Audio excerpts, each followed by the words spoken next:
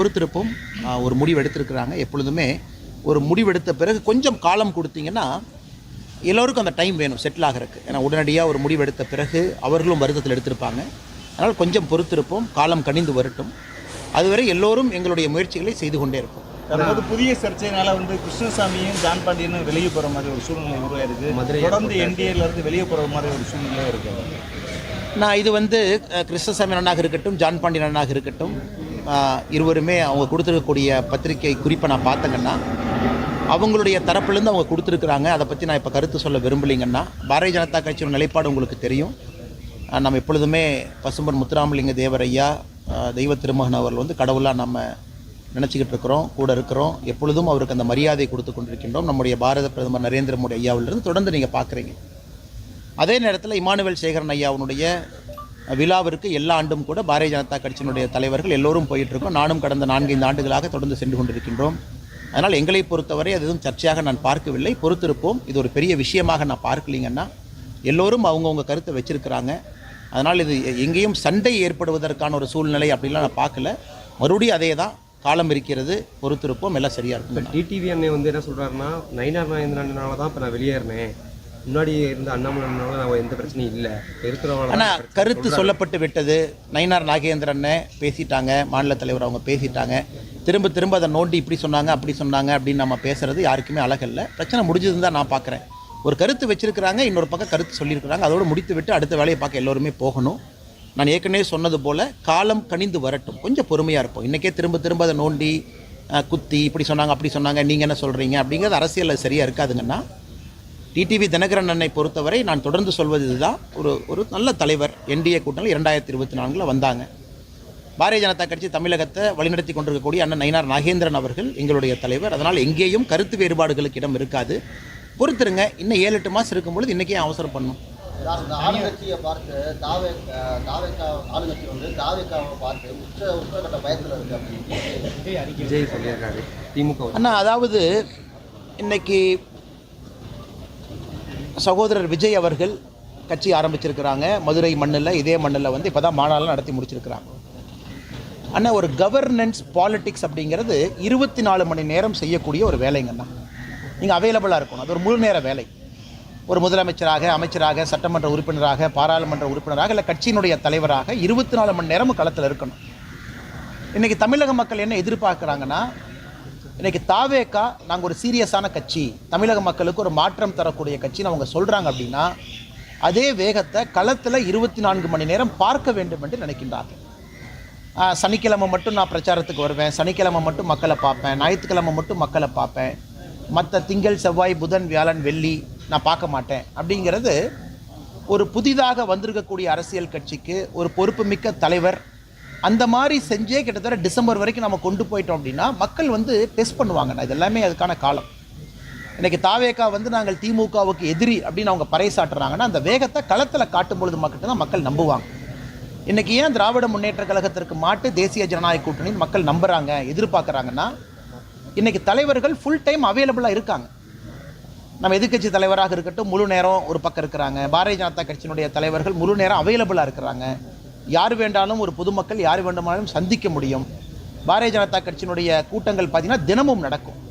அதனால் தாவேக்காவை பொறுத்தவரை நான் வெளியிருந்து சொல்லுகின்ற கருத்து, நாங்கள் தான் மாற்று, நாங்கள் தான் எல்லாத்துக்கும் மாற்று, தமிழகத்திற்கு நாங்கள் தான் விடிவெளின்னு அவங்க சொல்ல வர்றாங்கன்னா, 7 நாட்களும் மாதத்தில் 31 நாளும் 30 நாளும் 24 மணி நேரமும் மக்களுக்கு அவைலபிளாக இருக்கும் பொழுது மட்டும்தான் ஏற்றுக்குவாங்க. கட்சியினுடைய தலைவரே நான் மக்களை பார்ப்பேன், ஆனால் வீக்கெண்ட் மட்டும்தான் பார்ப்பேன், நான் திங்கள்லேருந்து வெள்ளிக்கிழமை வரைக்கும் பார்க்க மாட்டேன்னா, எந்த அளவுக்கு சீரியஸாக அவங்க அரசியல் களத்தையும் பாலிடிக்ஸையும் எடுத்துக்கிறாங்க அப்படிங்கிற கேள்விக்குறி மக்கள் வைக்கிறாங்க.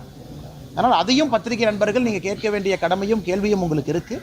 அதையும் நீங்கள் அந்த தலைவர்கள் களத்துக்கு வரும்போது கேட்பீங்கன்னு நான் நம்புகிறேன்.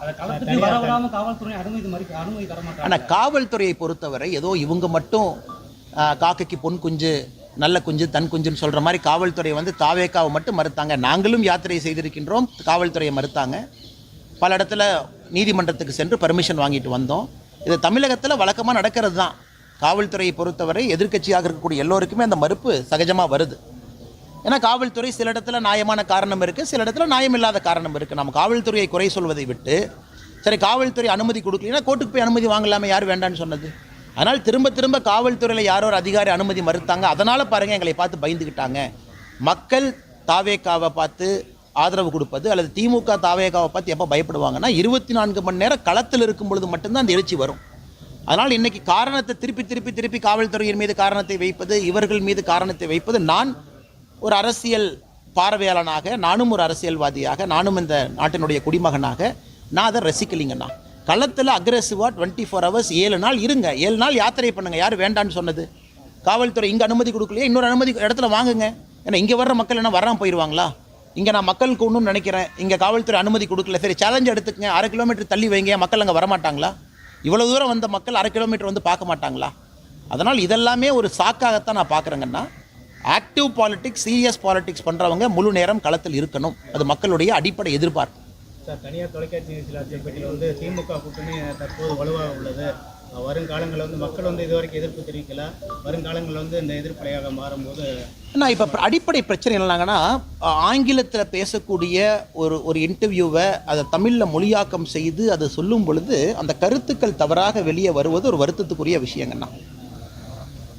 அது ரொம்ப துரதிருஷ்டவசமான விஷயம் கூட. காலையில் நான் சம்மந்தப்பட்ட நாளிதழுக்கு நான் அழைத்து பேசினேன், எடிட்டர் அவங்ககிட்ட பேசினேன், எல்லாத்தையுமே பேசினேன். அது சரி செய்வதாக கூட அவங்களும் முடிவெடுத்திருக்கின்றார்கள். காரணம் நம்ம ஆங்கிலத்தில் பேசும்பொழுது அது வரும். நம்ம சொன்ன கான்டெக்ஸ்ட்னா இன்றைக்கி அதை பற்றி நான் கவலைப்படலிங்கண்ணா. ஆன்டி இன்கும்பன்சிங்கிறது, அதாவது மக்களுடைய எதிர்ப்பு அலை என்பது நவம்பர் டிசம்பரில் நமக்கு தெரியணும். அதுதான் முக்கியம். ஏன்னா நீங்கள் எலெக்ஷனுக்கு ரொம்ப முன்னாடியே பீக் ஆகக்கூடாதுங்கண்ணா. மக்கள் எங்களுக்கு வந்துட்டாங்க, எல்லோரும் மாற்றம்னு சொல்லிட்டாங்க அப்படிங்கிறது பீக் ஆகக்கூடாதுங்கண்ணா. நீங்கள் அடிப்படையில் ஜனவரி பிப்ரவரியில் பீக் ஆகும் பொழுது தான் ஓட்டு போடும் நேரம் வரைக்கும் அதை கொண்டு போக முடியும். அதனால் எதிர்ப்பலை இன்றைக்கி எதிர்ப்பலை இன்றைக்கி இல்லை, நமக்கு தேவையில்லாத பேச்சு. ஏன்னா இன்றைக்கி அரசியல் இதே என்ன ஆரம்பிக்கலை.